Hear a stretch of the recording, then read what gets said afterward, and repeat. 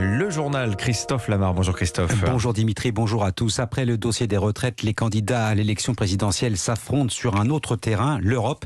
Emmanuel Macron accuse Marine Le Pen de vouloir en sortir. La candidate du Rassemblement national a donc voulu lever les doutes sur ses intentions.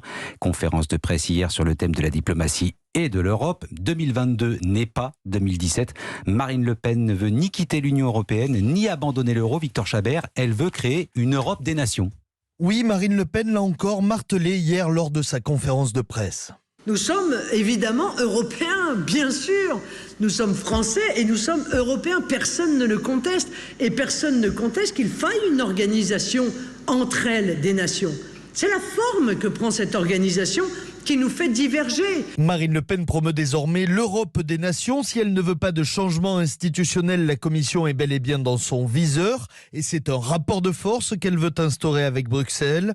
Comme le prône notamment la Pologne, la candidate souhaite également faire primer le droit national sur le droit européen.